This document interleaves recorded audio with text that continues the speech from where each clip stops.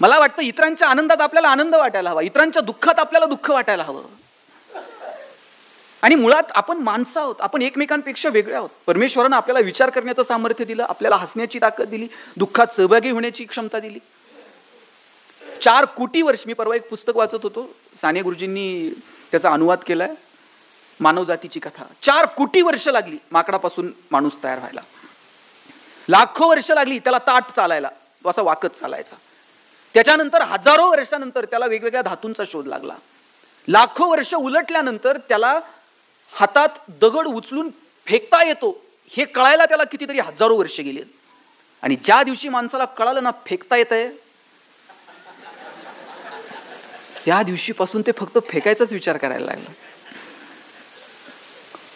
मग त्यानं दगड उचलले, दगडांचा धारी लावल्या, त्याची शस्त्र तयार केले. त्या शस्त्रांपर्यंत तो थांबला नाही. मग त्याची मजल बॉम्ब शोधण्यापर्यंत गेली, विमानं शोधण्यापर्यंत गेली. आणि त्यानं त्याचं सगळं ज्ञान स्वतःच्या सुरक्षिततेच्या नावाखाली संहाराकडे वाटचाल करायला सुरुवात केली. आणि ज्या दिवशी त्याला कळालं की आपण मारू शकतो, खरं तर आता तुम्ही मी ज्या परिस्थितीत जगत आहोत या परिस्थितीत यायला माणसाला कोट्यावधी वर्ष लागली. आपण कुणाला तरी मारू शकतो, कुणाचा तरी संहार करू शकतो हे जर कळालं नसतं आणि आपल्या हातातून काहीतरी फेकण्यापेक्षा काहीतरी निर्माण करावं याच्याकडे जर माणसाची नजर गेली असती तर काही शेकडो वर्षात आपण या परिस्थितीपर्यंत येऊन पोहोचलो असतो. पण काहीतरी फेकण्यापेक्षा आणि कुणाला तरी मारण्यापेक्षा काहीतरी निर्माण करावं हे कळायला माणसाला खूप वर्ष गेली. इथपर्यंत आपण सहजासहजी आलेलो नाही आहोत. कितीतरी पिढ्यानं पिढ्या खर्ची झाल्या आणि मग तुम्ही मी या अवस्थेपर्यंत आलेलो आहोत. आता इथून पुढचं आयुष्य किमान माणूस म्हणून, प्रत्येक माणसाला माणूस म्हणून जगता यावं याच्यासाठी आपल्या प्रत्येकाला 2 पावलं उचलता येतील का? आपलं जगणं समृद्ध करता करता इतरांचं जगणं समृद्ध करता येईल का? याच्यासाठी काही प्रयत्न करता येतील का? आणि ज्या वेळेस ही देण्याची वृत्ती येते तिथे इतरांचं आणि स्वतःचं जगणं समृद्ध होऊन जातं. तुम्ही डॉक्टर विठ्ठल लहाने नाव ऐकलं असेल, प्लॅस्टिक सर्जन आहेत आणि रोज 4 सर्जरी मोफत करतात. प्रशांत भाऊंनी मगाशी शिक्षणाचा उल्लेख केला आणि ते बोलले की शिक्षणातनं माणूस हा फक्त शिक्षित झाला पण तो सुशिक्षित होऊ शकला नाही. महात्मा फुले म्हणायचे की शिक्षण हे 4 टप्प्यातनं जातं. पहिल्यांदा तो अशिक्षितपणाचा टप्पा ओलांडून शिक्षित होतो, नंतर सुशिक्षित होतो, नंतर सुसंस्कृत होतो आणि मग सृजनशील होतो. आम्ही फक्त अशिक्षितपणाचा टप्पा ओलांडून शिक्षित होऊ शकलो, पण सुशिक्षित, सुसंस्कृत, सृजनशील झालो का? संवेदनशील झालो का? आणि तसं जर असतं तर हजारो लाखो अभियंत्यांतून काही समाज अभियंते निर्माण झाले असते. इंजिनियरला कळतं पालिकेचं काम कसं करायचं, कोणत्या रस्त्याचं काम कसं करायचं. इंजिनियर, सिव्हिल इंजिनियरला कळतं कोणत्या चौकात किती रुपयानं प्लॉट घ्यायचा, किती स्क्वेअर फीट बांधकाम करायचं, किती TDR लोड करायचा, किती रुपयानं विकायचं. पण गावात काम करणाऱ्या एखाद्या सिव्हिल इंजिनियरला वाटतं का की ग्रामपंचायतच्या रस्त्याचं काम चालू असताना 2 मिनिट मी रस्त्यावर थांबावं, तिथल्या ग्रामसेवकाला विचारावं जरा इस्टिमेट दाखव, मला पण थोडंफार कळतं. त्याला ते गाव, त्याचा तो रस्ता त्याचा वाटतच नाही.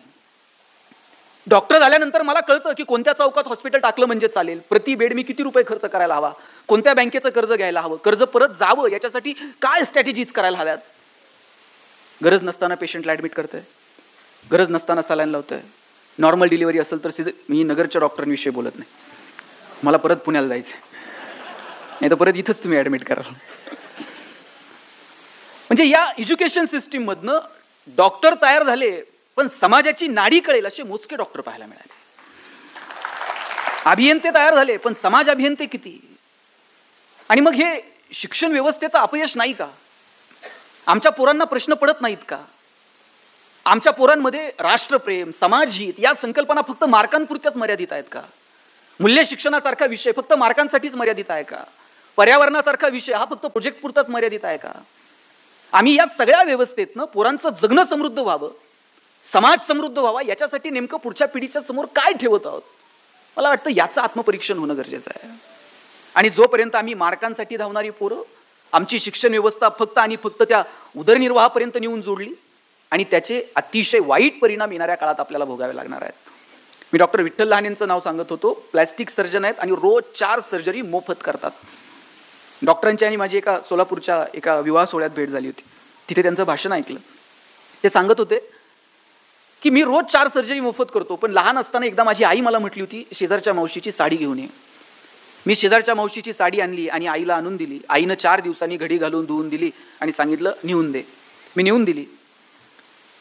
आईला विचारलं, आई शेजारच्या मावशीची साडी का मागितली?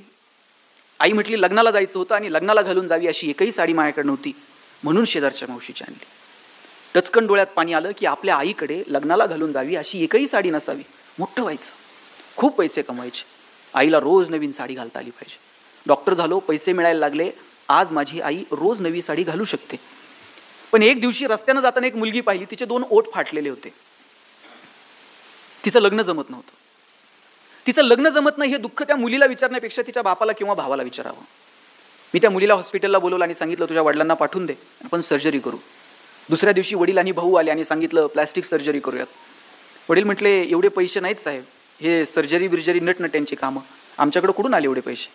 मी म्हटलं, पैसे लागत नाहीत, तुम्ही फक्त या. मला माझ्या आयुष्यातला अर्धा 1 तास फक्त ऑपरेशनसाठी खर्च करायचा होता, बाकी काही नाही. तो अर्धा 1 तास खर्च करायचं ठरवलं, मोफत ऑपरेशन केलं. पोरगी सुंदर दिसायला लागली. 6 महिन्यांनी लग्न जमलं. भाऊ पेढे घेऊन आला. एका हातात पेढा होता आणि दुसऱ्या हातात आयुष्यातली सगळी प्रॉपर्टी होती. ही सगळी प्रॉपर्टी त्या पेढ्याच्या समोर खुजी वाटायला लागली आणि ठरवलं रोज 4 तरी पेढे कमवायचे. डॉक्टर सांगत होते, माझे वडील 90-92 वर्षांचे आहेत, पण असं तरुण पोराला लाजवेल असं हवेत तर चालत असतात. वडिलांना विचारलं, बाबा एवढ्या हवेत का चालता? वडील म्हटले, मी पद्मश्री डॉक्टर तात्याराव लहाने आणि प्लॅस्टिक सर्जन विठ्ठल लहानेचा बाप आहे, हवेत नाही चालणार तर काय चालणार. अमृत महोत्सव साजरा करण्यासाठी अशी परंपरा सांगता आली पाहिजे. आम्ही यांचे पाईक आहोत, आम्ही या संस्कारांना घेऊन पुढे चाललेलो आहोत. किंवा बापाला अभिमानानं सांगता आलं पाहिजे की अरे मी या लेकरांचा बाप आहे. आणि मग हे कुठून आलं हे मला वाटत नाही की कुठल्या शाळेत, तुम्ही जे बोललात की अनुभवातनं आपण शिकतो, शाळेतनं ऑपरेशन कसं करायचं हे आम्ही शिकलो असू, पण समाजानं आम्हाला शिकवलं की नाही, आमचं ज्ञान समाजहिताचं असायला हवं. लक्षात घ्या, कोणताही शिक्षक आहे ना, हा विद्यार्थीभिमुख असला पाहिजे. विद्यार्थी हा ज्ञानाभिमुख असला पाहिजे आणि त्याचं ज्ञान हे समाजाभिमुख असलं पाहिजे. त्याचं ज्ञान जर समाजाभिमुख नसेल तर त्या ज्ञानाचं करायचंय काय? आणि ज्ञानाचा अर्थ हा शेवटी केवळ आणि केवळ उदरनिर्वाहाशी जोडलेला असेल तर जगात कुणीच उपाशी राहत नाही. जगात प्रत्येक जण आपापलं मिळेल तसं पोट भरतोच की. तुम्ही कोटी रुपये कमवले आणि तुमच्याकडं मी 1 लाख रुपये कमवले. लाख रुपये कमवल्यानंतर माझ्याकडे 2 रुपये उरले तर तो बॅलन्सच आहे. आणि कोटी रुपये कमवून तुमच्याकडे 10 रुपये उरले तरी तो बॅलन्सच आहे. आणि जगात बॅलन्स वरती घेऊन जायची सोय अजून उपलब्ध नाही. बॅलन्स इथेच ठेवून जावा लागतो. मग बॅलन्ससाठी जगायचं की सामाजिक बॅलन्स नीट असावा याच्यासाठी जगायचं, मला वाटतं हे ठरवावं लागेल. आणि मी परत परत सांगतो, समाजाचा बॅलन्स जर ठेवला नाही तर येणाऱ्या पिढ्या तुम्हाला मला नीट जगू देणार नाहीत. समाजसेवा सुद्धा स्वार्थी हेतूने करावा लागेल. एक वेळ जाती जातीतले वाद मिटवता येतील साहेब, धर्माधर्मातले वाद मिटवता येतील, एवढंच काय 2 राजकीय पक्षांमधले वाद सुद्धा मिटवता येतील. पण गरिबी आणि श्रीमंती ही जर दरी निर्माण झाली तर याचे परिणाम येणाऱ्या काळात प्रत्येक समाज व्यवस्थेला भोगावे लागतील. आणि तिकडे सुरुवात झाली आहे. लक्षात घ्या, पुण्यामध्ये एका माथे फिरून रात्रीत 50 गाड्या पेटून दिल्या. सकाळी पोलिसांनी विचारलं का पेटवल्या? म्हटलं आपल्याला घेता येत नाही. म्हणला पेटवता तर येते, काय करायचं ते करा. म्हटलं AC गाड्या घेऊन फिरता, आम्हाला STचं तिकीट काढता येत नाही, पेटून टाकल्या. म्हणला काय कलम लावायचे त्याला. मी पारगावमध्ये राहतो साहेब, नगर तालुक्यात छोटंसं गाव आहे माझं, पारगाव भातोडी. इथून 20-22 किलोमीटर अंतरावर. माझ्या गावात एक MH14 पासिंगची गाडी आली होती. MH14 म्हणजे जरा सधन भाग आहे. गाडी आली तशीच काच खाली घेतली. ड्रायव्हरच्या डोळ्यावर असा महागडा गॉगल होता. त्यानं गॉगल बिगल न काढता असंच एका लहान पोराला विचारलं, पारगाव कुठे रे? आता गाडी पारगावतच आहे. त्या पोराला विचारलं पारगाव कुठे? तो म्हणला पारगाव ना 10 किलोमीटर पुढे जा. म्हणला वडगाव लागतं. तिथं कुणालाही विचारलं, सांगतंय म्हणलं पारगाव कुठे. मी पळत गेलो. म्हटलं खोटं का सांगितलं? म्हणलं MH14 आहे, काय कमी? म्हणला जाते पुढे येते की मागं. म्हणलं गरीब श्रीमंतीच्या संघर्षाची सुरुवात आहे साहेब. हिच्याकडे दुर्लक्ष करून चालणार नाही. एक दिवस असा येईल, कोट्यावधी रुपये असतील तुमच्याकडे, AC गाड्या घेऊन फिराल, पण समाजातली ही दरी जर वाढत गेली तर AC गाड्या घेऊन आपल्याला फिरता यायचं नाही. लोक काचा फोडून टाकतील. आपल्याला एक मैदान घ्यावं लागेल भाड्यानं, तिथं आपल्या महागड्या गाड्या पार्क करायच्या. आपणच 2 वॉचमॅन ठेवायचे पगार देऊन. आणि पोरं जर म्हणली ना पप्पा ते आपल्या मर्सिडीजमध्ये चक्कर मारायचं, त्यामुळे कोणाला सांगू नको आपली आहे, टमटम न जायचं तिथपर्यंत. आतल्या आत सिक्युरिटी घेऊन चक्कर मारायची, गाडी तिथंच पार्क करायची आणि परत यायचं. तुम्ही सूट घालून फिरू शकाल, तुम्ही पैठण्या घालून फिरू शकाल, पण गरिबी आणि श्रीमंतीतली दरी जर वाढत गेली तर आपल्याला फिरता येणार नाही. 7व्या वेतन आयोगानंतर पगार वाढतील, रोज पैठणी घालाल, पण घरातच 6x6चा आरसा लावायचा. तुम्ही पैठणी घालायची, तुम्ही सूट घालायचा, तुम्ही म्हणायचं किती छान दिसते, तुम्ही म्हणायचं तुम्ही किती गोड दिसताय, काढून ठेवा, जाताना साधे घालून जाऊ, पार्टीतले महागडे कपडे नको. इथपर्यंत येऊन पोहोचेल, लक्षात ठेवा. आणि इथपर्यंत येऊ नये असं जर वाटत असेल तर ज्ञानोबांनी सांगितलं, दुरितांचे तिमिर जाओ, विश्व स्वधर्म सूर्य पाहो, आणि जो जे वांछील तो ते लाहो प्राणी जात. ज्याला ज्याला जे जे हवंय ते ते मिळू दे, पण कधी मिळू दे? दुरितांचे तिमिर जाओ. अहो, इतकं सुंदर आहे ते पसायदान. विश्वाची प्रार्थना ठरावं इतकं सुंदर आहे पसायदान. ज्ञानोबांनी त्याची सुरुवातच केली आता. दुसरा कुठलाही शब्द वापरता आला असता ना, पण, किंवा, पण, परंतु, म्हणून, पण आता म्हटले ज्ञानोबा. निर्वाणीचा शब्द आहे, झालं आता. आपण आता कधी म्हणतो? बस आता. ज्ञानोबा निर्वाणीनं म्हणालेत आता विश्वात्मके देवे. पांडुरंगा विठ्ठला म्हटले नाही, आता विठ्ठला, आता पांडुरंगा. जो कोणी विश्वाचा रचना करता असेल, आता विश्वात्मके देवे येणे वाग्यज्ञ. तो किती अधिकारवाणीनं मागितले बघा. ते असं म्हणत नाही, एवढ्या वाऱ्या केल्या, एवढ्या वेळा तुझ्याकडे आलो ना, आता दे, एवढं तुमच्या मागे पळलो, आता टाका निधी, एवढ्या हक्क. ते काय म्हटले, किती हुशार आहेत. ज्ञानोबांचा अधिकार काय? येणे वाग्यज्ञ तोषावे. तू जर संतुष्ट असशील, मी जो वाग्यज्ञ तुझ्यासमोर मांडला ज्ञानेश्वरीच्या रूपानं, संतुष्ट असशील तर दे. वाग्यज्ञ तोषो मज द्यावे पसायदान आहे. आणि पहिल्यांदा आठवण कुणाची आली साहेब? आपण म्हटलात एकही तक्रारदार नाही. उल्लेख करताना सुद्धा त्यांना पहिल्यांदा तक्रारदाराचा उल्लेख करावा लागला. तक्रारदार नाही असं म्हणताना सुद्धा तक्रारदाराचा उल्लेख आहे. बरोबर आहे ना? ज्ञानोबांना सुद्धा उल्लेख कुणाचा करावा लागलाय? जे खळांची व्यंकटी सांडो. मदत करणाऱ्यांचा उल्लेख आधी. ज्ञानोबांवर प्रेम केलं नाही का समाजानं? 2-5 लोक असतील ना, पण ज्ञानोबा आधी असं म्हटले नाही, यानं लय मदत केली, पहिलं याला देऊन टाका, असं नाही. ज्ञानोबांनी पहिला उल्लेख केला, जे खळांची व्यंकटी सांडो. जे वाईट आहेत, जे दुर्जन आहे, देवा त्यांची वाईट बुद्धी सांडून जाऊ दे. खळांची व्यंकटी सांड. तया सत्कर्मिरती वाढो. किती सुंदर शब्द वापरलाय, वाढो. माऊली रुजो नाही म्हटले, वाढो. रुजो कधी म्हणतात? जेव्हा काहीच नाही तेव्हा रुजो. आणि वाढो कधी? थोडा आहे, आता वाढो. वाईटातल्या वाईट माणसामध्ये सुद्धा थोडी तरी सत्कर्माची वृत्ती आहे, आणि म्हणून ज्ञानोबा म्हणतात वाढो. काय सुंदर आहे ते पसायदान. आणि मग जो जे वांछील तो ते लाहो. ज्याला ज्याला जे जे हवंय ते ते मिळू दे. आनंद अपेक्षित आहे ना, मिळू दे, पण कधी मिळू दे? दुरितांचे तिमिर जाओ.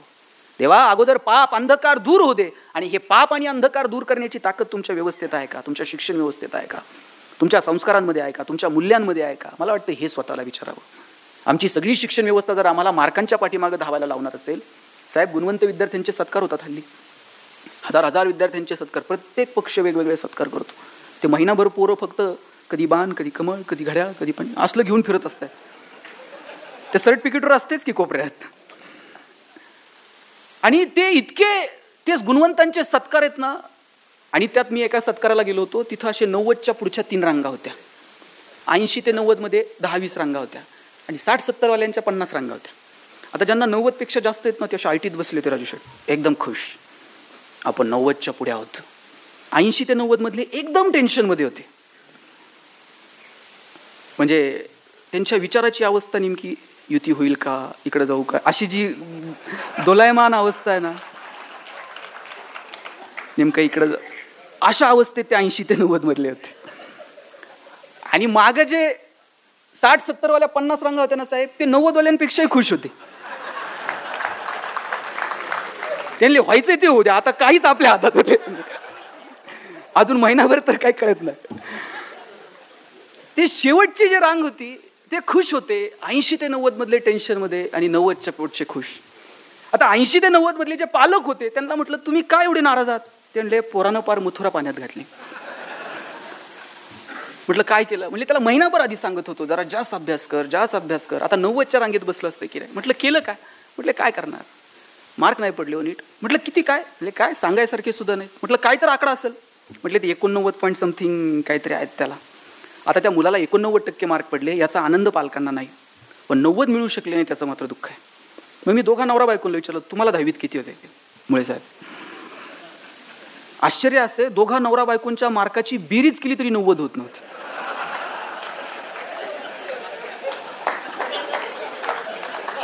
आणि त्यांना दुःख याचं होतं पोराला 90 पडले नाहीत. आम्ही या सगळ्या शिक्षण व्यवस्थेला कुठे घेऊन चाललोय? कॉमर्समध्ये ग्रॅज्युएट झालेल्या पोराला बँकेत डीडी काढता येत नाही. मराठीत ग्रॅज्युएट झालेल्या पोराला शुद्ध नीट मराठीत बोलता येत नाही. इंग्रजीत ग्रॅज्युएट झालेल्या पोराला स्वतःचा बायोडाटा इंग्लिशमध्ये लिहिता येत नाही.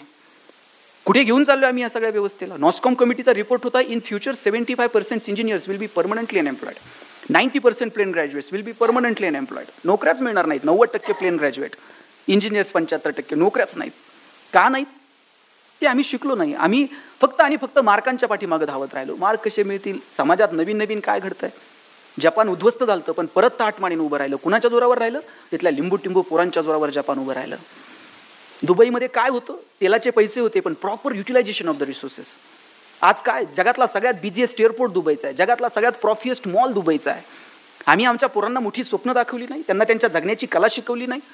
फक्त मार्क कर, कुठेतरी नोकरी लाग, ह्याच्या मागे लाग, त्याची चिठ्ठी आण, बँकेत तरी लागलं पाहिजे, पतसंस्थेत तर चिटकलं पाहिजे. परवा निमसे सर भेटले होते एका कार्यक्रमात. लखनौला कुलगुरू असताना 123 जागांसाठी लाखो पोरांनी अर्ज केले होते शिपाई पदासाठी, आणि त्याच्यामध्ये हजारो पोरं PhD होल्डर होते. कुठे घेऊन चाललोय आम्ही सगळ्या शिक्षण व्यवस्थेला? म्हणजे आम्ही, आणि याच्यात पोरांची चूक नाहीये, पालक म्हणून तुमची माझी चूक नाहीये का? आपण शिक्षणाचा अर्थ एकमेव नोकरी मिळाली पाहिजे एवढाच सांगितला. पण तुझं जगणं समृद्ध करण्यासाठी बाळा शिक्षण आहे, तुला जगायचं तसं जग. का मोठी स्वप्न आम्ही पोरांना दाखवली नाही? का आम्ही त्यांना सांगितलं नाही उद्योगात ये, व्यवसायात ये, नोकऱ्याच करायच्या तर जरा मोठ्या कर, काहीतरी वेगळं मोठं स्वप्न बघ? हे का सांगू शकलो नाही? पोरगं काही वेगळं करायला गेलं का बापच त्याला सांगतंय अंथरून पाहून पाय पसर. त्याला ते पोरगं हातपाय खोडून खोडून मरून गेलं, पण बापानं काय त्याला कधी हातपाय पसरू दिले नाहीत. तुम्हाला सांगतो, आज तुम्ही घरी गेलात ना, पोराला सांगा हातपाय पसर, अंथरुणाचं काय करायचं तुझा बाप बघल. एवढी धमक, एवढी रग आम्हाला पोरामध्ये निर्माण करता आली पाहिजे. लात मारील तिथून पाणी काढेल अशी ताकद त्या पोराच्या मनगटात निर्माण करता आली. आम्ही भीती निर्माण केली आणि पोरांसाठी कमवायच्या फंदात पडलो. लायक असेल तर ते कमवतोय आपोआप, नालायक असेल तर तुम्ही किती कमवून ठेवा बघा, ते 2 दिवसात उडवतंय. त्याच्यामध्ये कमवण्याची रग, त्याच्यामध्ये कमवण्याची लायकी आम्हाला निर्माण करता येईल का? मुळात हा प्रश्न आहे.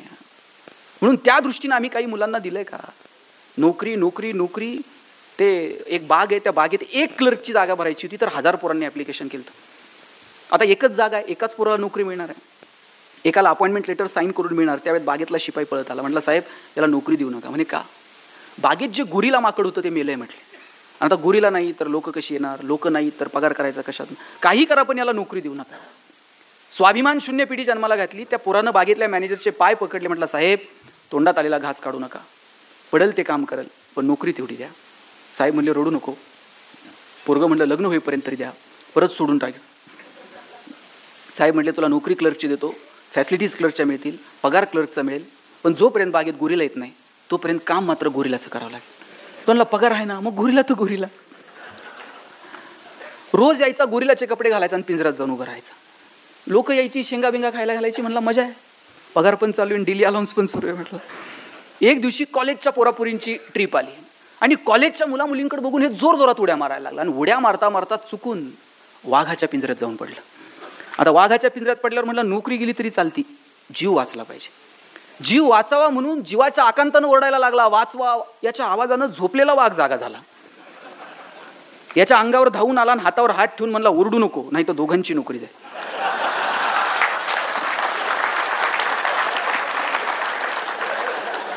नंतर कळलं गोरिलाच्या भूमिकेत BSc झालेलं होतं आणि वाघाच्या भूमिकेत MSc झालेलं होतं. शिक्षणातनं आम्ही स्वाभिमानी होणं अपेक्षित होतं. शिक्षणानं जर आम्ही स्वाभिमान शून्य होणार असू आणि शिक्षण ही संकल्पना निवळ आणि निवळ उदरनिर्वाहाशी नेऊन जोडणार असू, तर मग यातून तुम्ही कुठल्या आनंदी जीवनाची अपेक्षा करणार आहात? तुम्हाला तुमची आता नवीन नवीन शिक्षणात संकल्पना आनंददायी शिक्षण, आणि आनंददायी शिक्षण अप्राइज करण्याची कोणता फॉर्म्युला आहे तुमच्याकडे? मी म्हणेल की सगळे फॉर्म्युले सोडून द्या. आणि मी तुम्हाला विचारतो, तुमची लहान मुलं, तुमचे लहान नातू आता शाळेत जायला लागलेत. न्यायला गाडी येते, सोडवायला गाडी येते, ते टाय बी बांधून शूज बीज घालून पोरगं तयार असतं. भारत हा असा एकमेव देश असेल कदाचित की ज्या देशामध्ये मातृभाषेपेक्षा इतर भाषांमध्ये शिक्षण देण्यावरती अधिक भर दिला जातो. जगातली सगळी प्रगतशील राष्ट्र स्वतःच्या भाषेत शिकवतात. इतर भाषा अंगीकारू नका या मताचा मी निश्चित नाही. इंग्रजी जगाची भाषा स्वीकारली पाहिजे, शिकली पाहिजे. पण जे कन्सेप्ट तुमच्या मातृभाषेत क्लिअर होतात ते इतर भाषेत होतीलच असं नाही. आणि म्हणून किमान वय वर्ष 0 ते 4, वय वर्ष 0 ते 8 हा जो आकलनाचा कालावधी, याच्यामध्ये आपण कुठल्या भाषेत मुलांशी बोलतो. ज्या वेळेस ती गाडी शाळेत न्यायला येते मुलांना, त्यावेळेस मुलांचे चेहरे कसे असतात? एकदम थकलेलं असतं ते, आई थांब ना, अजून झोप झालेली नाहीये. ते बळत त्या पोराला डबा बिबा भरून ते गाडीत पाठवलं जातं. शाळेत जाताना मुलं अशी तोंड बारीक करून जातात. आणि शाळेत ज्यावेळेस शेवटची घंटा पडते त्यावेळेस मुलांचे चेहरे कसे असतात? असे कैदी बाहेर पडावेत असे पोरं तुटून बाहेर पडतात. हे आनंददायी शिक्षण आहे का? ज्या दिवशी पोरं अशी आनंदानं शाळेत जातील आणि तोंड बारीक करून घरी येतील ना, त्या दिवशी ते आनंददायी शिक्षण आहे. याच्यापेक्षा दुसरा कोणता फॉर्म्युला आहे असं मला वाटत नाही. म्हणून मुलांना मुळातच शिक्षण आनंदानं असावं, ते आनंद देणारं असावं. आमच्याकडं सगळ्या फॉर्मॅलिटी, इतक्या फॉर्मॅलिटी ना, कमालीच्या फॉर्मॅलिटी आहेत शिक्षणामध्ये. म्हणजे शाळांमध्ये लॅबोरेटरीज नाहीत, लायब्ररी नाहीत, गावामध्ये 4-4 कोटीची मंदिर आहेत साहेब. तिथे इतक्या चांगल्या पद्धतीनं समाज मंदिर उभं राहू शकेल, ज्ञान मंदिर उभं राहू शकेल. मागच्या महिन्यात आपण एक संकल्पना राबवली, मंदिरात वेगवेगळ्या विषयांवरती बोललं जावं, मुलांना खेळाकडे घेऊन जाण्यात यावं. पण शाळेमध्ये जी लॅबोरेटरी आहे तिथे ते पोरगं प्रयोग करायला गेलं का ते गुरुजीच सांगते लिटमस पेपर संपलाय, तेवढाच वापर, चंचू पात्र फुटेल, ते दुसरं काही करू नको. आणि म्हणून आम्ही एक नवीन संकल्पना मांडली की गावात जे मंदिर आहे त्या मंदिरानं किमान एक वेगळी भूमिका, ज्ञान मंदिर नावाची संकल्पना मांडली. गावातल्या मंदिरातून मुलांना निसर्ग, समाज, अर्थकारण या वेगवेगळ्या विषयांवरती त्यांच्याशी बोललं जाईल का? त्या विषयांवरती त्यांच्याशी संवाद साधला जाईल का? मला वाटतं या दृष्टीनं प्रयत्न होणं गरजेचं आहे. वर्षानुवर्षे तेच शिकवलं जात आहे, त्याच गोष्टी, या गोष्टींच्या पलीकडे जाता येईल का? तीच वाक्य आहेत, कर्ता कर्म क्रियापद एकत्र केलं का वाक्य तयार होतं. पोरांनो लिहा, शरद जेवण कर, कमल पाणी आण, हे असलंच आहे. याच्यात आम्ही कधी बदलणार आहोत? जोपर्यंत आम्ही हे बदलत नाहीत आणि येणाऱ्या पिढीची पावलं ओळखून मुलांपर्यंत काही पोहोचवत नाहीत, तोपर्यंत आम्ही वेगळ्या संकल्पना मुलांसमोर मांडू शकत नाहीत. आणि म्हणून आनंदानं जगायचं असेल आणि आनंद द्यायचा असेल, आनंद घ्यायचा असेल आणि मुळात जीवन आनंदी असावं असं जर वाटत असेल तर आपल्या जगण्याच्या संकल्पना आपल्याला ठरवाव्या लागतील. अमेरिका प्रगतशील राष्ट्र आहे, दुसरीकडे भूतान आहे. भूताननं साहेब समाधानाचा निर्देशांक जाहीर केला आणि सगळ्या जगानं डोळे विस्पारले. भूतान सांगत होतं आमच्याकडे चमचमीत रस्ते नाहीत, आमच्याकडे चकचकीत मॉल नाहीत, पण आम्ही समाधानी आहोत. एक दिवस असा येईल तुम्हाला तुमचा निर्देशांक समाधानाच्या पातळीवरती मोजावा लागेल. आपण समाधानी आहोत का? मला वाटतं हे स्वतःला विचारून पाहावं. आणि आम्ही समाधानी असणं हे आमची सेल्फ कॅरेक्टरिस्टिक आहे, ती आमच्या पातळीवरती आम्हाला मोजावी लागणार आहे. जगात जर सगळ्या गोष्टी पैशाने विकत मिळत असत्या तर जगातली सगळी श्रीमंत माणसं सुखी झाली असती. पण मी कितीतरी श्रीमंतांना रडताना बघितलंय. शिर्डीला जाऊन बघा, साईबाबाच्या मंदिरात लाखो रुपये टाकतात, बाबा ते झोप तरी येऊ दे रात्रीची, तुला सोन्याचं सिंहासन देतो, पण मला माझ्या खुर्चीवर नीट बसता येत नाही. पैशानं जर माणसं सुखी होत असती तर जगातली सगळी श्रीमंत माणसं सुखी झाली असती. 10 साखर कारखान्याचे शेअर्स आहेत साहेब, पण डॉक्टरांनी सांगितले चमचाभर पण खाऊ नको. 10 लाखाचा दिवाण म्हणून घेतलाय झोपायला, पण डॉक्टरांनी सांगितलंय मनक्यात गॅप आहे, चटेवर झोपत चल. राजाला असा एक साधू झोपलेला असायचा तिथेच, आणि त्या साधूवर खूप श्रद्धा होती याची. आणि हा रोज राजा त्याला फोन बोलायचा की महाराज तुम्ही एक तर राजवाड्यात या, नाहीतर मला तर घेऊन जा. तर राजा साधू म्हणायचा, राजे तुम्ही तिथं बरे आहेत, मी इथं बरा आहे, तर मग तुम्हाला राजवाड्यात यायला काय हरकत आहे? तर गुरु एकच वाक्य म्हणायचा, तिथं काय निथं काय, काय फरक पडतो मला? शेवटी राजा हुशार होता, जाऊन बसला, म्हटला गुरु तुम्ही काय म्हणता, तिथं काय निथं काय? मग काहीच फरक नाही तर मग तिथं काय निथं काय, चला मग राजवाड्यात. गुरु म्हटलं मग तिथं काय निथं काय, चल म्हणले राजवाड्यात. राजवाड्यात घेऊन गेला. आता एरवी चटेवर झोपणारे गुरु राजवाड्यात गेल्यावर आलिशान सगळं एकदम बेड बीड निवांत, ते सेवा करायला सगळे, हवा घालायला वेगळे. राजा आनंद, ते राजासारखाच गुरु पण आनंदात राहायला लागला. रोज मैफिली बसायच्या, मद्यपान, गुरुनी सगळ्या गोष्टीचा आनंद घेतला. आणि मग राजा म्हणला तुझ्यात माझ्यात काय फरक आहे का? म्हणला मी आनंद घेतोय, तू आनंद घेतोय, आणि नुसतंच म्हणायला इथं काय आणि तिथं काय. तुमच्यात आणि माझ्यात आता गुरु काहीच फरक उरलेला नाही. गुरु म्हणले एक फरक उरलेला आहे. म्हणले काय? म्हणले सांगतो तुला, इथं नाही जरा राजवाड्याच्या बाहेर चल. राजाच्या हाताला पकडलं आणि राजवाड्याच्या बाहेर गेले आणि म्हटले काय फरक आहे तुमच्यात आणि माझ्यात? सगळे आयुष्याराम मी जे भोगतो ते तुम्ही भोगले, आता काय फरक राहिला? एक फरक आहे. म्हटले म्हणले काय? चल थोडं पुढं करता करता लांब घेऊन गेला राजाला. राजाच्या सीमा संपल्या राज्याच्या. आणि गुरु 2 पावलं पुढे गेले. आणि 2 पावलं पुढे गेल्यानंतर राजा थांबला. म्हणला, गुरु आता इथून पुढे येता यायचं नाही. माझं सैन्य मागं राहिलं, राजवाडा मागं राहिला, माझ्या सगळ्या राण्या मागं राहिल्या, आता इथून पुढे जाता यायचं नाही. गुरु म्हटले, हाच फरक आहे तुझ्यात आणि माझ्यात. मी इथून पुढेही जाऊ शकतो आणि इथून मागेही येऊ शकतो. ही जी भूमिका आहे ना, की मी इथून पुढेही जाऊ शकतो आणि इथे मागेही येऊ शकतो, तुम्ही कदाचित त्याला वैराग्य म्हणाल, पण मी जगण्याच्या सुचोट्यांवरती जर अवलंबायची ठरवली तर इथे काय आणि तिथे काय हा जो भाव आहे ना, की अरे चला याचा पण आनंद घेऊयात, नाही जमलं तर ठीक आहे सोडून देऊयात, प्रयत्न करूयात, ही जी आनंदाची भूमिका आहे ना ती आपल्यामध्ये असली पाहिजे. आणि मला वाटतं ती इतरांना आनंद देण्यात भरभरून आहे. म्हणून तो इतरांना देण्यामधली मजा घ्या, कुटुंबाला वेळ द्या, सगळ्यात महत्त्वाचं म्हणजे स्वतःला वेळ द्या. माझं सगळ्या महिलांना सांगणं आहे की तुम्ही पहिल्यांदा स्वतःला वेळ द्या. तुम्ही सगळ्यांचं करत करत करत जगता, परंतु स्वतःला आपण कधी अंतर्मनात कधी डोकावून पाहिलं नाही, स्वतःच्या आवडीनिवडी कधी पाहिल्या नाही.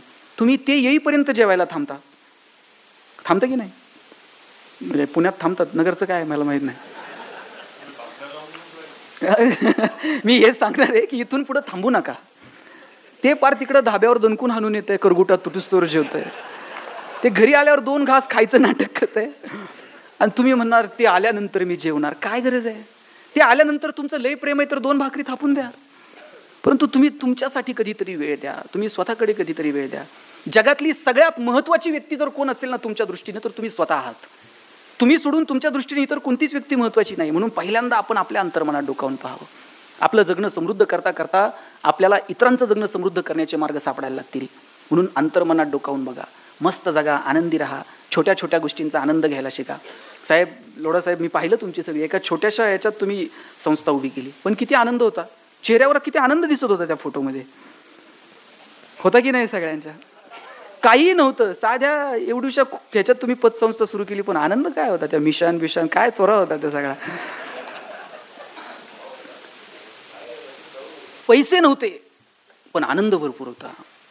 तुम्ही आठवून बघा, नवीन लग्न झालं, बायको म्हणली असेल जरा चांदबिबीच्या महालावर फिरायला घेऊन चला, तुम्ही कुणाची तरी गाडी घेतली असेल, कुणाकडनं 50 रुपये उसने घेऊन पेट्रोल टाकलं असेल, भिंगारजवळ गेल्यावर पेट्रोल संपलं असेल, तुम्ही गाडी वाकडी केली असेल, टाकीत फुकून किका मारून मारून पार घामाघूम झालेला असाल, बायकोनं असं बघितलं असेल कुठून याची माझी गाठ पडली. पण याही परिस्थितीत बायकोनं नुसता खांद्यावर हात ठेवू द्याव, कित्येकांच्या गाड्या बिना पेट्रोलच्या महालापर्यंत गेल्या होत्या साहेब. मजा होती, आनंद होता. हा मनातलं आहे की नाही? पण आता तुम्ही बघा, AC गाड्यात नवरा बायको फिरतात, दोघंही व्हॉट्सॲपमध्ये असतात, वेळ मिळाला तर ती त्या खिडकीतनं बघते, हा ह्या खिडकीतनं बघ, आणि ड्रायव्हर दोघांकडे मधल्या आरशातनं बघत असते. हे नवरा बायकोत का? संवाद संपून गेला, माणसं एकमेकांशी बोलेनाशी झाली, प्रत्येकाच्या हातात मोबाईल आला, पण आमचं बोलणं सुधारलं नाही. रस्ते सिमेंट कॉन्क्रीटचे झाले साहेब गावागावातले, पण माणसाचं चालणं सुधारलं नाही. आजही संध्याकाळी 7 नंतर निम्म्यांना नीट चालता येत नाही साहेब रस्त्यानं. रस्ता सिमेंटचा होऊन उपयोगाचा नाही, चालणं सुधारलं पाहिजे. पैशाच्या जोरावर हजारो किलोमीटरचे चंद्र सूर्य ग्रह तारे दुर्बिणीच्या साह्यानं जवळ करून पाहिले, पण आयुष्यभर शेजारी राहणाऱ्या माणसाबरोबर प्रेमाचे संबंध मात्र निर्माण होऊ शकले नाही. आम्ही कशाच्या पद्धतीनं आमचं जगणं समृद्ध करणार आहोत, मला वाटतं ते ठरवण्याची वेळ आली आहे. म्हणून सांगतो, छोट्या छोट्या गोष्टींमधला आनंद घ्या. समृद्ध आयुष्याची तीच गुरु किल्ली आहे. जास्त वेळ घेत नाही, आपल्याला मध्ये मध्ये ब्रेकची सवय आहे. म्हणून जाताना इतकंच सांगेल, आपण विज्ञानाच्या जोरावरती अनेक गॅझेट तुमच्या माझ्या हातात आले, मोबाईल हातात आले. खरं तर ते खूप सुंदर माध्यम होतं. मध्यंतरी आपल्या कॉलेजवर आम्ही एका उपक्रमाची सुरुवात केली, मोबाईलकडून मैदानाकडे. साहेब, या मोबाईलच्या म्हणजे खरं तर ते खूप सुंदर माध्यम होतं. मध्यंतरी आपल्या कॉलेजवर आम्ही एका उपक्रमाची सुरुवात केली, मोबाईलकडून मैदानाकडे. साहेब, या मोबाईलच्या म्हणजे कोट्यावधी लोकांच्या हातात मोबाईल आहे आणि ते खूप चांगलं साधन आहे. खरं तर एका क्षणात तुम्ही जगापर्यंत जाऊ शकता, परंतु आज त्याचा इतका अतिवापर झाला आहे की मेंदूचा कॅन्सर होण्याची शक्यता 400% वाढली आहे. दिल्लीमध्ये एम्सनं हॉस्पिटल सुरू केलेत की मोबाईलपासून जी पोरं व्यसनाधीन झालीत ना, ती रस्त्यानं चालताना हातात मोबाईल नसला तरी अशी चालतात. ती नेक्स्ट लेवल. एक पेशंट असं होतं, घरात पाहून आला का ते म्हणायचं नेक्स्ट लेवल, त्याला दुसरं सुचतच नव्हतं. रस्त्यानं जाताना मी बघतो, गाडी चालवताना लोक अशी मान, पुढची पिढी सुद्धा अशीच जन्माला येईल साहेब. तुम्ही 5वीच्या दिवशी फक्त मोबाईल टाकून द्यायचा, ते डायरेक्ट बोलायला सुरू करते. इतका अतिवापर, 2-2, 2.5 वर्षाच्या पोरांच्या हातात आपण मोबाईल. आणि बाप कौतुकानं सांगतो चौकात, मला कळत नाही ते त्याला कळतंय, बरोबर व्हॉट्सॲप काढते. 10-10, 11-11 वर्षाच्या पोरांच्या हातात मोबाईल आहेत. मी शिवाजीनगरला बसमध्ये बसलो, मला कात्रजला उतरायचं होतं. शिवाजीनगर ते कात्रज 40-45 मिनिटांचा प्रवास आहे. माझ्या शेजारी साहेब 9वीतली 10वीतली मुलगी बसलेली असेल. 45 मिनिट कंटिन्यू मोबाईलमध्ये खेळत होती. उतरताना मी तिला विचारलं, श्वास घ्यायला या PMTत जागा नाही, तू मोबाईलवर एवढं काय महत्त्वाचं होतं? ती म्हटली, काही नाही रे, आता घरी जायचंय ना, इनबॉक्स डिलीट करत होते म्हटली. दिवसभर आलेले मेसेजेस डिलीट करते. मुलींना कळायला लागलं, घरात जात असताना दिवसभर आलेले मेसेजेस डिलीट करायचे असतात. मग डिलीट करण्यासारखं दिवसभर स्वीकारायचं का? कारण काय स्वीकारावं आणि काय स्वीकारू नये हे सांगणारी माध्यमं साहेब घरात उरली नाहीत. कॉलेजला गेलेल्या पोराच्या मोबाईलला अचानक पासवर्ड आला. एरवी त्याचा मोबाईल कुठेही पडलेला असायचा, आता 24 तास हातात असतो. बाथरूममध्ये जातानाही दिदीला वाटतं हातात मोबाईल घेऊन जावा. आईवडिलांना कळू नये आता मुलींसोबत बोलायची वेळ आली म्हणून. पण काय बोलावं आणि काय बोलू नये हे सांगणारी माध्यम उरली नाहीत. मला वाटतं की जग आपल्या वागण्याविषयी काय ठरवायचं ते ठरवेल, आपण आपल्या वागण्याविषयी प्रामाणिक असावं. आपल्याला जे पटतंय का, आपल्याला ते रुचतंय का, हे जग तर तुमच्या सगळ्या गोष्टींची शहानिशा करून तुम्हाला वेड्यात काढणार आहे. परंतु तुम्हाला तुमचं वागणं आणि बोलणं पटतं का? तुम्ही जे करत आहात त्याच्याशी तुम्ही सात्विकपणे प्रामाणिक आहात का? मला वाटतं हे शोधावं आणि छोट्या गोष्टींचा आनंद घ्यावा. जाताना इतकंच सांगतो, मी नेहमी सांगतो माझ्या भाषणात की छोट्या छोट्या गोष्टींचा आनंद घ्यायला शिका. आयुष्य परत कधीच मिळणार नाही आहे. एक पुस्तक लिहिलं होतं मी, सुख नावाचं. त्याच्यात एक पहिलं वाक्य लिहिलं होतं, पहिल्याच पानावरती, no once more, no retake for any moment, so keep smiling. आयुष्याच्या चित्रपटाला रिटेक नाही, आयुष्याच्या गाण्याला वन्स मोर नाही. तुम्हाला वाटलं माझं भाषण पुढं ढकलता येणार नाही, घरी गेल्यानंतर वाटलं परत ऐकावं, परत ऐकता येणार नाही. आयुष्याचा कोणताही क्षण पुढे ढकलता येत नाही आणि आयुष्याचा कोणताही क्षण रिव्हर्स करून बघता येत नाही. म्हणून जे जे क्षण आयुष्यात आलेत ना, तेच फक्त आपले आहेत. ते अमिताभ बच्चनचा एक कार्यक्रम आहे, कौन बनेगा करोडपती. प्रश्न विचारल्यावर तो काय म्हणतो, आपका टाइम सुरू होता है, आणि अब म्हटल्यानंतर टिकटिक सुरू होते. आणि टिकटिक संपल्यानंतर तुम्ही म्हटलात आता उत्तर येते, सांगू का, उपयोग आहे का? ज्या दिवशी जन्माला आलात ना त्या दिवशी टिकटिक सुरू झाली, कधी बंद होईल माहीत नाही. आणि तुम्ही टिकटिक संपल्यावर म्हटलात, अरे व्याख्यानाला जायचं राहिलं, तिथं विनोद झालता, हसायचं राहिलं, तिथं आवडलं होतं, बोलायचं राहिलं, मदत करायची होती, करायची राहिली, फक्त पाठीवर थाप मारायची होती हो, पण हात आखडता घेतला, नंतर नाही. श्वास थांबला की सगळं संपून जातं. 14 वित्त आयोगातून शेड तयार करून ठेवलेत, पांढऱ्या कापडवाल्यांनी कापड तयार करून ठेवलेत, मडकेवाल्यांनी मडके थापून ठेवलेत, बांबूवाल्यांनी बांबू साळून ठेवलेत, सगळं तयार आहे. रडणारे सुद्धा तयार आहेत साहेब.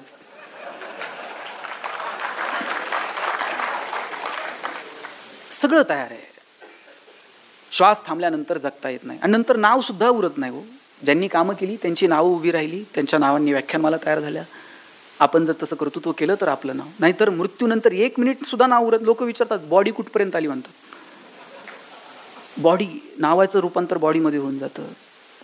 मला वाटतं मस्त जगून घेऊ, आनंदानं जगून घेऊ, इतरांचं कौतुक करू, कौतुक करत चला. वसंतराव चांगलं काम करतात, आपल्याला चांगलं म्हणायला काय हरकत आहे का?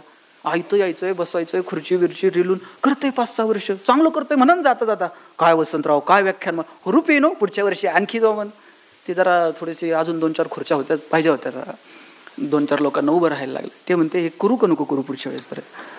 चांगलं काम करणाऱ्या माणसाचं कौतुक करायला लागतं काय हो? 2 शब्द प्रमाणे कौतुक करून बघा. आणि त्याची सुरुवात घरापासून करा साहेब. आज संध्याकाळी घरी गेलात ना काका, पहिलं बायकोचं कौतुक करून बघा. आणि काय लागत नाही बिचारीला कौतुक करायला, असं राजेश खन्नासारखं 30 सेकंद तिच्याकडे बघायचं आणि फक्त एक डायलॉग मारायचा, उगत तू ये म्हणून चाललंय, नाही तर माझ्याच्यानं काय खरं आहे का? ती अख्ख्या गावात सांगते 1 नंबर नवरा भेटलाय. काय लागतं, मस्त आनंदानं जागा. मी प्रशांत भाऊ इथं केडगावला लहानाचा मोठा झालो. माझे वडील शिक्षक मुख्याध्यापक होते शाळेवर, रिटायर झाले. आणि अख्ख्या कॉलनीमध्ये मुळे साहेब सगळ्यांची घरं स्लॅबची होती, फक्त आमचं घर पत्र्याचं होतं.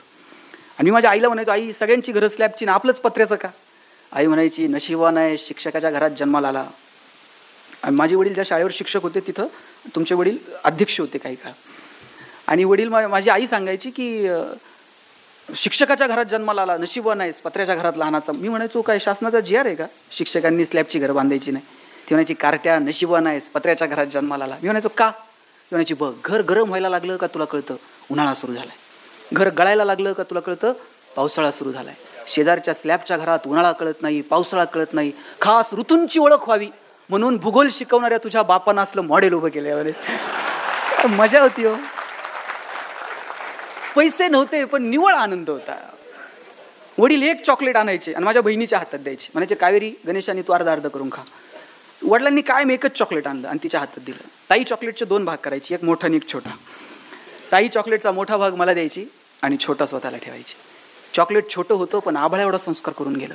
मोठ्या लोकांनी मोठ्या गोष्टी मोठ्या मनानं छोट्या लोकांना द्यायच्या असतात. आणि जगात हे फक्त बहीण करू शकते साहेब, लक्षात ठेवा. जगात हे दुसरं कुणी करू शकत नाही. म्हणून बहिणीचा सन्मान करा, आदर करा, आपल्याही आणि इतरांच्याही. आपण आपल्या बहिणीचा सन्मान जितका करतो तितका इतरांच्या बहिणीचा जर करता आला तर कुठल्या बहिणीसाठी मोर्चे काढावे लागणार नाहीत, कॅन्डल मार्च काढावे लागणार नाहीत. आम्हाला सगळं पाहिजे पण मुलगी नको हल्ली असं म्हणतात. मी विचारलं का पोरगी नको? नाही म्हणले ते वंशाला दिवा पोरगा लागतो म्हटले. म्हणलं पंथी नाही चालत का? ते सोडावं म्हणले. चितेला आग कोण लावणार? मला खरं सांगा ताई, घरात चूल कोण चांगलं पेटवतं, मुलगी का मुलगा? गॅस कोण चांगलं पेटवतं? मग चिता कोण चांगली पेटवतं? चिता पेटायला पोरगाच कशाला? पोरगी आल्याशिवाय तर कळत पण नाही साहेब कोण गेलं म्हणून. ती एसटीतनं उतरली ना त्या प्रेतापर्यंत ओरडत येते, माझा बाप असा होता सांगते. पोरगा म्हणता आली तर 10 दिवस थांब, जाताना हक्क सोडपत्रावर सहाय्य करायचं. घराला घर पण देण्याची ताकद जर कुणात असेल ना तर ती तुमच्या आईत आहे, तुमच्या बहिणीत आहे, तुमच्या मुलीत आहे, तुमच्या पत्नीत आहे. म्हणून तिला मस्त जगू द्या, आनंदानं जगू द्या, आनंद घ्या आणि इतरांना द्या. मस्त हसत हसत जगा. आल्यापासून मी 2-3 जण बघतोय हसलेच नाहीत साहेब. म्हणजे जोक झाला तरी ते शेजारी बघतोय, ते हसतोय का? काही जणांना घरी गेल्यावर हसायला, अरे विनोद झाला होता ते. काय लागतं? आणि माणसालाच हसता येतं, जनावरांना येतं का? शिनकूर करायला गोठ्यात गेलाय आणि एखाद्या म्हशीनं छान स्माईल दिली, प्लीज वेलकम इन गोठा विथ स्माईल. गाढवाला कधी हसताना बघितलंय का साहेब? ज्या दिवशी गाढव हसायला सुरुवात करेल ना त्या दिवशी समजायचं गाढवाचा प्रवास आता मानवत्वाकडे सुरू झाला. आणि ज्या दिवशी माणूस हसायचं बंद करेल ना, तुम्हा सगळ्यांना तुमच्या भावी आयुष्यासाठी खूप साऱ्या शुभेच्छा. No once more, no retake for any moment. So please please please dear friends, keep smiling. Thank you.